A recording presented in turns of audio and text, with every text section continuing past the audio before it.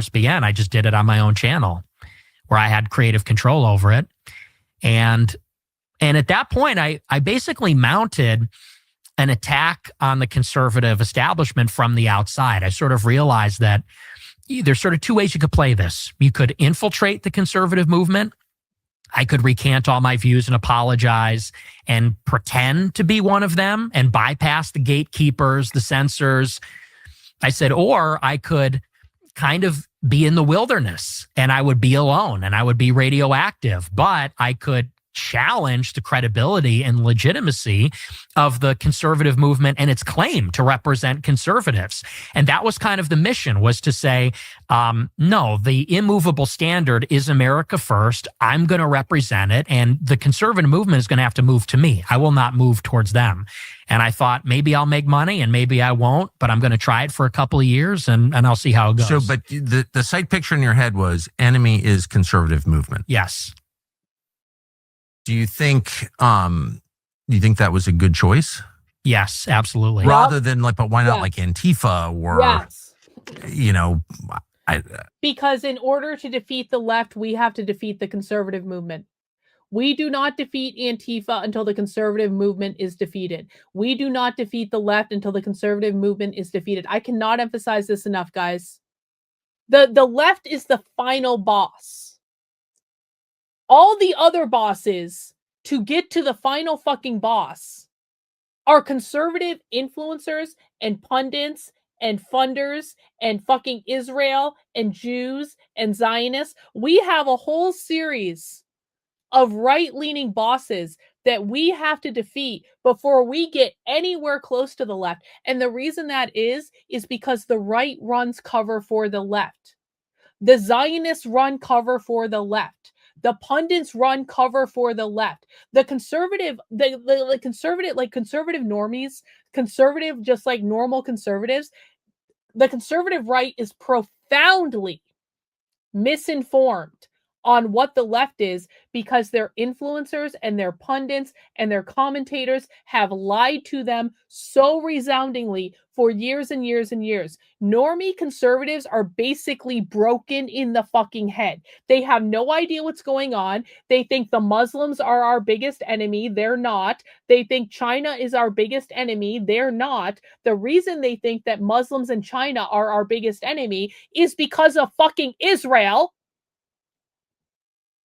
Because all the fucking commentators and all the pundits have brainwashed the conservative masses through Fox fucking News, through the Daily Wire, through the Blaze, through Mark Levin, through all of these bullshit normie shows to think the real enemy are fucking Muslims and China. And so we don't even get close to the left until we defeat the Zionist bullshit conservative Inc.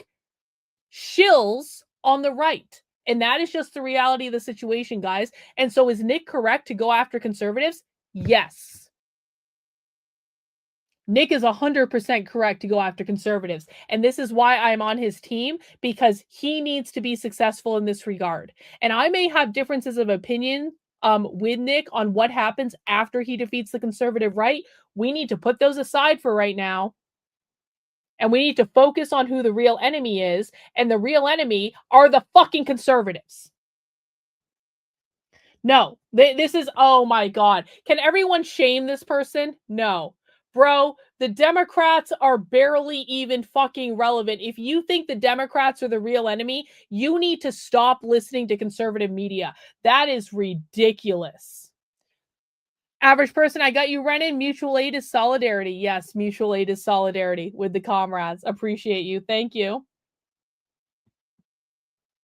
I don't know. Anti-Defamation League, or there are a lot of institutions on like George Soros. Like, why would it be their conservative establishment? Why do you think that was important? Well, I kind of took a page from Trump's playbook, which is that you have to, in the country, the left was hegemonic over all the institutions.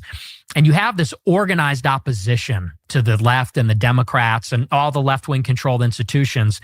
And the organized opposition comes from movement conservatism, the Republican Party, Fox News, you know, the sort of constellation of conservative institutions.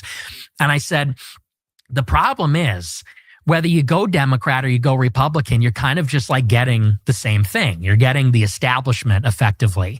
The opposition is basically controlled or moderated. It's not authentic opposition. It's not a true alternative. And so I said, almost on my first beer. We, and by we, I mean the true America First nationalists, we need to fight for the mantle of the opposition. And then leading the opposition, then we can take the fight to the left as the conservatives, as the Republicans, whatever. Yes.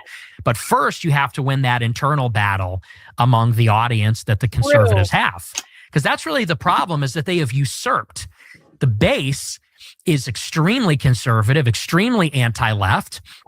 But the Republican Party, like those that represent them, are not at all. They're a lot of them are atheists. A lot of them are gay. A lot of them are feminists.